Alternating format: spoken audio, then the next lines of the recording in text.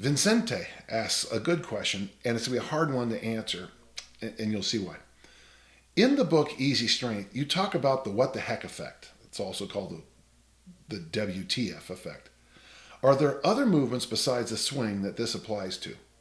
Well, folks, the what the heck effect is this bizarre thing that happens sometimes, and it's great when you see it in something like track and field because it is measurable, and it would be true in swimming, where you're doing this, you add this thing that doesn't make any sense at all, but you get so much more out of your training. I found that true a rather too late in my career when I learned how to correctly do the swing. But for me, the big one was loaded carries. When I began doing loaded carries, the amount of work I put in seemed to transfer massively across my athletics at the time. This is my, I didn't plan this, but this is my 2003-2004 journal. Probably the best season I've ever had.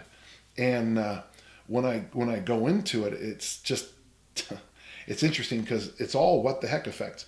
I discovered that year that doing hang snatches, Olympic bar hang snatches, but focusing on the Romanian deadlift. So slowly go sliding down the thighs, slide past the knee, slide 1 inch below the knee, and then snatch had a huge impact. I write down sleds. I write down, this one's a little different. I'll come back to this one. Running with rocks. That's something I used to do. I'd pick up rocks and run with them. Farmer walks, which I just mentioned with loaded carries. This other one is called Armstrong Swings, named after Jeff Armstrong.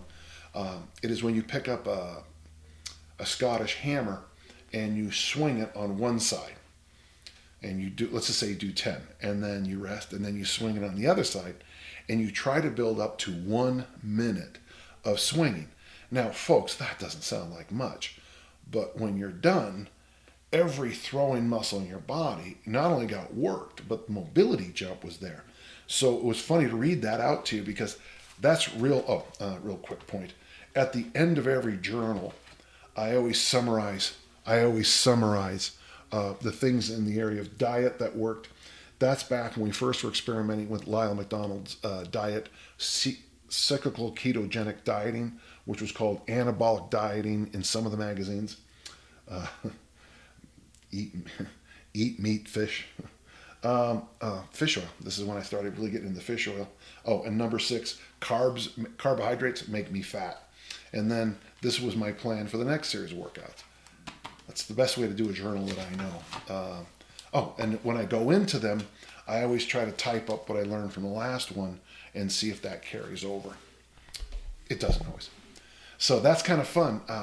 Loaded carries, absolute mind blower for me. Swings, focusing on ballistic work that wasn't near on maxes. And this one I talk about doing, I must have done that RDO snatch thing I did. I would do those sets of 3 with ridiculously light weights. And you could see it when I was out in the ring throwing. And then the Armstrong drill, the Scottish hammer swings, I couldn't figure out why all of a sudden in the discus, my finish was just so stable. And then later I looked and it was the Armstrong swings. Vincente, you need to do your own little things there too, but you might find in your life, for example, a friend of mine became a pescatarian. The only protein he eats is fish.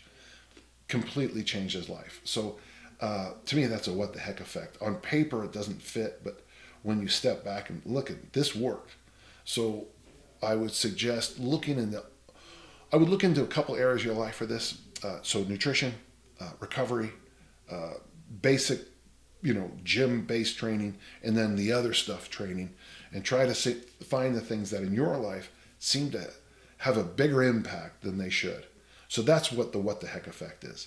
You do something and wow, that was interesting. All right, thanks for your question.